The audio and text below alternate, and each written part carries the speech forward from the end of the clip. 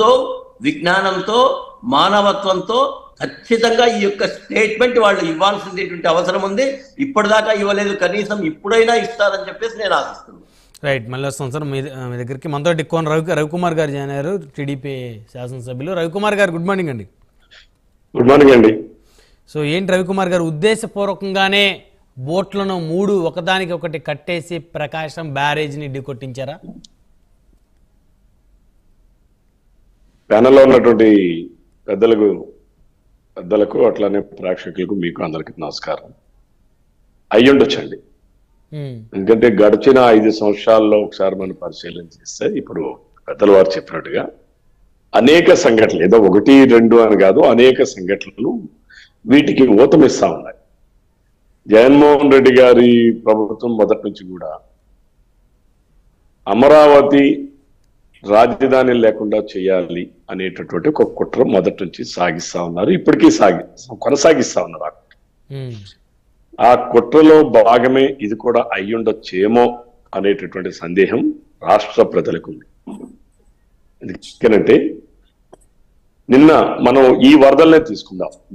గడచిన 5 సంవత్సరాలు ఏం జరిగిందని రాష్ట్ర ప్రధానికి అందరికీ తెలుసు. నిన్న జరిగినటువంటి వరదల్లో కూడా అమరావతి మునిగిపోయిందని చెప్పి వైసీపీ సోషల్ మీడియా ఫేక్ ప్రచారం, అట్లానే వైసీపీ ఏదైతే తన సొంత మీడియా సాక్షి ఛానల్ ఇవన్నీ ఉన్నాయో వాటిలో కూడా అవన్నీ కూడా ఫేక్ ప్రచారాలు చేసినట్టుగా కలర్ చూసాం.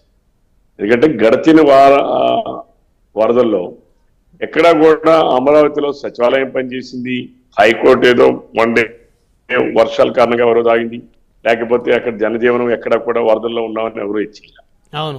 కానీ జగన్మోహన్ రెడ్డి గారి మీడియా కానీ, జగన్మోహన్ రెడ్డి గారి ఫేక్ ఏదైతే సోషల్ మీడియా కానీ ఇవన్నింటిలో కూడా ఉద్ధృతంగా చేశారు. అంటే నిజమేనేమో అనిపించేటట్టుగా చేశారు. సుదూర ప్రాంతాల్లో ఉండేవారు. అంటే ఏంటి, వాళ్ళు ఇంకా అమరావతిని రాజధానిగా రాకూడదు, ఉండకూడదని కుట్ర కొనసాగిస్తున్నారు అనడానికి, జగన్మోహన్ రెడ్డి గారి కుట్ర కొనసాగుతూనే ఉంది అనడానికి ఇది ఒక నిదర్శనం.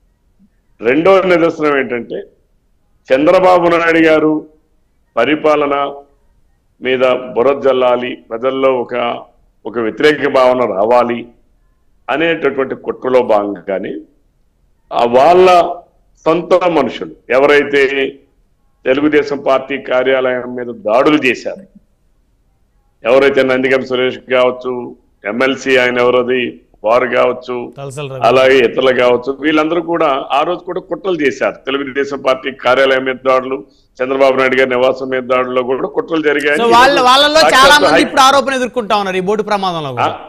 ఆరోపణ కాదండి, మీరు ఇక్కడ మళ్ళీ ఇంకా కొనసాగిస్తా ఉన్నారు. ఇది ఆరోపణ కాదు, నిరూపణ. నిన్న హైకోర్టు పోలీసు వారు సమర్పించినటువంటి సీసీ ఫుటేజెస్ కావచ్చు, వాళ్ళ తాలూకా ఫోన్ కాన్వర్సేషన్స్ కావచ్చు, లేదా వాళ్ళకి సంబంధించినటువంటి కాల్ డేటా కావచ్చు, హైకోర్టుకి పూర్తి స్థాయిలో సమర్పించిన తర్వాతే 3 నెలల విచారణ తర్వాత కోర్టు ఏం చెప్పింది, నో వీటి నుంచి ఎవరూ కూడా ఇచ్చేయలేమని చెప్పి చాలా స్పష్టంగా చెప్పింది. అంటే ప్రాథమిక సాక్ష్యాధారాలు ఉన్నాయని సాక్షాత్ రాష్ట్ర హైకోర్టు నమ్మింది, విశ్వసించింది. కాబట్టి ముందస్తు బెయిల్ కూడా రద్దు చేసి మీరు according to the law you should act అని చెప్పేసి ఒక డైరెక్షన్ ఇవ్వడం జరిగింది. అంటే ఏంటి, కుట్ర కోణం ఆ రోజు ఎలాగైతే కుట్రలు చేశారు, ఈ రోజు అమరావతిని ముంచాలనేటటువంటి కుట్ర ఒక పక్కనైతే, చంద్రబాబు నాయుడు గారు కూటమి ప్రభుత్వం మీద బురద జల్లాలి, ప్రజల్లో ఒక వ్యతిరేకత తీసుకురావాలి, తొందరలోనే తక్కువ సమయంలోనే వ్యతిరేకత తీసుకురావాలి అనేటటువంటి కుట్రలో భాగమే ఈ రోజు ఈ 3 బోటుల్ని ఒకదానికి ఒకటి కట్టి వాటిని ఈ రోజు నదిలోకి వదిలేశారనంటే, అది కూడా ఎవరు వచ్చాయి, ఓన్లీ వైసీపీకి సంబంధించినటువంటి ఆయన ఎవరైతే రామ్మోహన్, ఎవరైతే ఎమ్మెల్సీ గారు మేనర్ ఉన్నాడో, నందిగాం సురేష్ గారు గత 5 సంవత్సరాలు యథేచ్ఛగా కృష్ణానదిలో అవే బోటుల ద్వారా ఇసుకని దోచుకోవడానికి అవకాశం ఇచ్చినటువంటి జగన్మోహన్ రెడ్డి, వీళ్ళందరూ కుట్రలో భాగమేమో అని చెప్పి ఈరోజు ప్రజల్లో తీవ్రమైనటువంటి ఆందోళన ఉంది, అనుమానాలు ఉన్నాయి. వాటిని ఈ రోజు ఉన్న చంద్రబాబు నాయుడు గారి ప్రభుత్వం నివృత్తి చేయాల్సినటువంటి బాధ్యత. అందుకనే వాటిని విచారణ లోతుగా చేయాలి.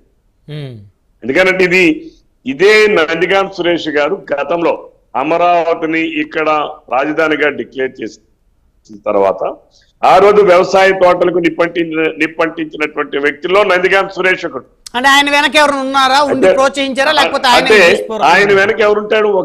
ఉండేది ఏకైక వ్యక్తి జగన్మోహన్ లేదా సజ్జల రామకృష్ణారెడ్డి. జగన్మోహన్ రెడ్డి డైరెక్షన్ లో సజ్జల రామకృష్ణ. ఆ రోజు కూడా అమరావతిలో రాజధానిని ప్రకటించిన తర్వాత దాన్ని తోటలు కాల్పించినటువంటి వ్యక్తి నందిగాం సురేష్. అయితే ఒక్కొక్కసారి ప్రజాస్వామ్యంలో దురదృష్టకరమైనటువంటి సంఘటనలు జరుగుతాయి. ఆ దురదృష్టకరమైన సంఘటనలో పార్లమెంట్ సభ్యుడిగా ఎన్నికవడం అదొక దురదృష్టకరమైనటువంటి సంఘటన. బాపట్ల నుంచి ఇటువంటి నందిగాం సురేష్ లాంటి వాళ్ళు కూడా ప్రజాస్వామ్య వ్యవస్థలకి ఎన్నికైతే దానికి అసలు అర్థం లేదు, ప్రజాస్వామ్యానికి అర్థం లేదు. ఇది ఒక దురదృష్టకరమైనటువంటి సంఘటన. ఇటువంటి వ్యక్తులతోనే అతను అన్నీ చేశాడు. ఇందాక పెద్దలు మాట్లాడారు అన్యమత ప్రచారాలు, అవన్నీ ఆయన ఏం ఖండించడు. ఆయనకి కావాల్సింది ప్రతిపక్షంలో ఉన్న అధికార పక్షంలో ఉన్న అతనికి ఒక ఫ్యాక్షన్ స్వభావం కలిగినటువంటి వ్యక్తి, ఫ్యాక్షన్ నడిపినటువంటి వ్యక్తి, స్వభావం కాదు, ఫ్యాక్షన్ నడిపినటువంటి వ్యక్తి, నడిపినటువంటి కుటుంబం, తాతగారి దగ్గర నుంచి తండ్రి గారి దగ్గర నుంచి కొడుకు దగ్గర నుంచి వారసత్వంగా వచ్చేటటువంటి ఆ ఫ్యాక్షన్ అనేటటువంటి దానిని ఆయన ప్రభుత్వంలో నడిపిన అదే ఫ్యాక్షన్ దాన్ని చూపిస్తాడు, ప్రతిపక్షంలో ఉన్న అదే ఫ్యాక్షన్. రవికుమార్ గారు, జగన్మోహన్ రెడ్డి గారు ఫ్యాక్షన్ వదిలేశారు కాబట్టి 2019 నుంచి 2024 వరకు కూడా తెలుగుదేశం పార్టీ నేతలు బతికి బట్టగట్టగలిగారు అని చెప్పేసి వైసీపీ వారు ఇప్పటికీ చెప్తూ ఉంటారు. ఏమండి, మేము కన్నెర్ర చేస్తే జగన్మోహన్ రెడ్డి తాతయ్య ఎక్కడికి రాలా? మేమక్కర్లేదండి. ఎవరైతే జగన్మోహన్ రెడ్డి కుటుంబం వలన, ఆయన తాత వలన, తండ్రి వలన, అతని వలన చంద్రబాబు నాయుడు గారు ఫ్యాక్షన్ ఈ రాష్ట్రంలో ఉండకూడదని ఆలోచన ఆయన చెయ్యకపోయి ఉంటే జగన్మోహన్ రెడ్డి అనేవాడు ఉంటాడా? ఆ రోజు చంద్రబాబు నాయుడు గారు 1995 నుంచి 94 నుంచి 2004 వరకు ఈ రాష్ట్రంలో ఫ్యాక్షనిజం అంతం కావాలనే లక్ష్యంతో ఆయన పనిచేయకుండా ఉంటుంటే జగన్మోహన్ రెడ్డి అనేవాడు ఉంటాడా? కత్తితో రాజకీయాలు చేయాలనుకునేవాడు దానితోనే బలైపోతాడు. జగన్మోహన్ రెడ్డికి ఆ రోజు చంద్రబాబు నాయుడు గారి పరిపాలన ఒక శ్రీరామ రక్ష. అసలు చంద్రబాబు నాయుడు గారు అనేవాడే కానీ ఆ రోజు ముఖ్యమంత్రి అయి తెలుగుదేశం అధినేతగా, తెలుగుదేశం పార్టీ ప్రభుత్వ అధినేతగా ఆయన రాకపోయి ఉంటే జగన్మోహన్ రెడ్డి అనేవాడు ఉండేవాడో లేదో భగవంతుడు చెప్తాడు. ఎందుకంటే ఈ రాష్ట్రంలో ఫ్యాక్షన్ దాన్ని లేకుండా చేయాలని చేసి అయితే మళ్ళీ జగన్మోహన్ రెడ్డి 2019లో ముఖ్యమంత్రి అయిన తర్వాత మళ్ళీ ఈ రాష్ట్రాన్ని ఫ్యాక్షన్ దాన్ని మళ్ళీ ఓడలు తన్ని ఈ రోజు భూగర్భంలోకి వెళ్ళాయి. 5 సంవత్సరాల కాలంలో ప్రభుత్వం ఫ్యాక్షన్ దాన్ని నడిపింది. ఇక్కడ జగన్మోహన్ రెడ్డి ఫ్యాక్షన్ అధినేత, జగన్మోహన్ రెడ్డి ప్రభుత్వ అధినేతగా వచ్చిన తర్వాత ప్రభుత్వమే ఫ్యాక్షన్ దాన్ని నడిపింది. ఈ రోజు ఎంతమంది మర్డర్లు చేయించారండి? ఎంతమందిని తప్పించాడండి? ఈ రోజు మాచర్లో కావచ్చు, కడపలో కావచ్చు, లేకపోతే ఇంకో దగ్గర కావచ్చు, ఎంతమంది దళితులు పోచుకొత్త కూర్చారండి? సాక్షాత్తు వాళ్ళ ఎమ్మెల్సీని డ్రైవర్ని చెప్పి ఆ కథ తల్లిదండ్రులు ఇంటికి పార్సల్లా తీసుకుని వెళ్ళి ఇచ్చాడండి. మాచర్లో ఎన్ని హత్యలు చేశారండి? అక్కడ నందం సుబ్బయ్యని ఎలా కడపలో హత్య చేయించారండి? ఎంతో మందిని హత్య గావించినటువంటి నా అక్కని మీరు ఏడిపిస్తారని అన్నదానికి తమ్ముడిని నిలువున పెట్రోల్ పోసి కాల్ చేశారండి. ఇవన్నీ ఫ్యాక్షన్ కాదా? దేన్ని వాటిని ఏమంటారు? వాటిని ఇది నేను అదే చెప్తున్నాను. ఆ రోజు చంద్రబాబు నాయుడు అనేవాడే కానీ ముఖ్యమంత్రి కాకపోయి ఉంటే జగన్మోహన్ రెడ్డి అనేవాడు ఈ ప్రపంచంలో ఉండేవాడో లేదు. ఈ రోజు కూడా మళ్ళీ చెప్తున్నా, ప్రభుత్వం గత 5 సంవత్సరాలు ఫ్యాక్షన్ దాన్ని నడిపింది. ఇప్పుడు మాకు చాలా కష్టతరం అవుతుంది. వాస్తవం, మా నాయకుడు ఫ్యాక్షన్ ఉండకూడదు, కక్ష సాధింపులు ఉండకూడదు, మన పద్ధతి మీద ఉండాలి. వాళ్ళు చేసిన తప్పులు మనం చేస్తే ప్రజల దగ్గర మనం రేపు దోషులుగా ఉంటాం. కాబట్టి మనం నీతివంతమైన పరిపాలన అందించాలి.